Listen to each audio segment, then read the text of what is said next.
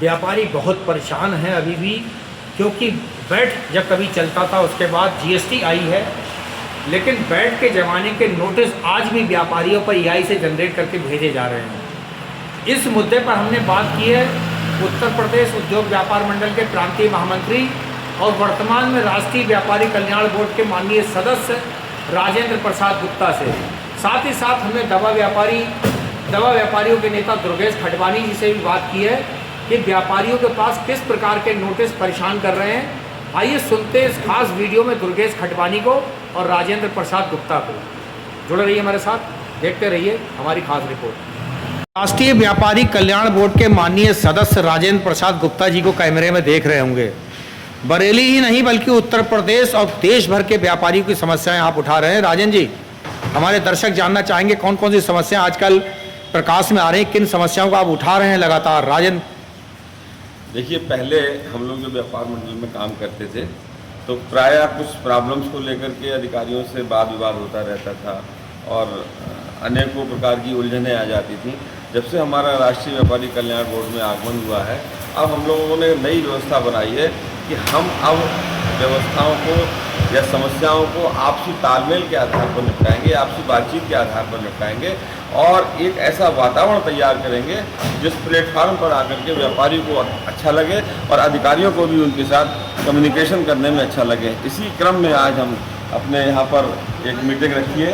GST के सभी अधिकारी उसमें यहाँ रहेंगे, मैं भी रहूँगा और हमारे उत्तर प्रदेश सरकार के वन एवं पर्यावरण राज्य मंत्री आदरणीय डॉक्टर अरुण सक्सेना जी भी रहेंगे। आज के इस प्लेटफार्म पर हम व्यापारियों की उन समस्याओं को उठाएंगे, जैसे पुराने कुछ केस रह गए हैं जो वैट के समय के हैं, उनको लेकर के व्यापारी बहुत परेशान है।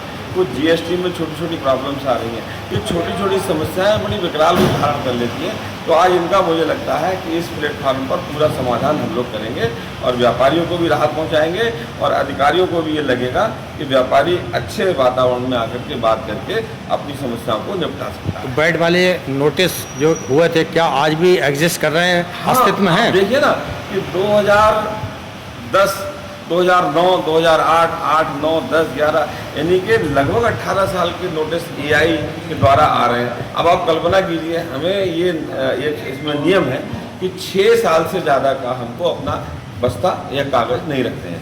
अब 18 साल के कौन रखेगा? उस समय मुनीम कोई था, बेचारा मर गया।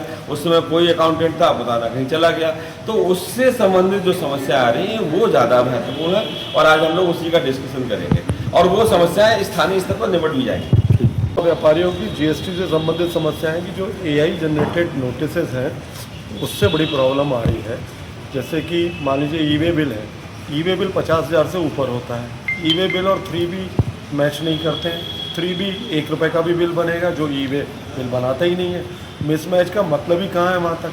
जब मिसमैच का नोटिस एआई जनरेटेड पहुँच जाता है किसी छोटे व्यापारी के पास, वो जाएगा बेचारा वकील के पास जाएगा, वकील को फीस देगा, फिर वो नोटिस कैंसिल हो जाएगा। केवल उस बेचारे छोटे दुकानदार को परेशानी होती है, उसको रोकने के लिए अगर आप एआई जनरेटेड नोटिस को स्क्रूटनी कर लें कि भाई ये सही है कि गलत है, तब आगे भेजें। ऐसा कैसे कि एआई जनरेटेड नोटिस है, भेज दिया उठा के, ये गलत है। इससे छोटे व्यापारी बड़ा परेशान है।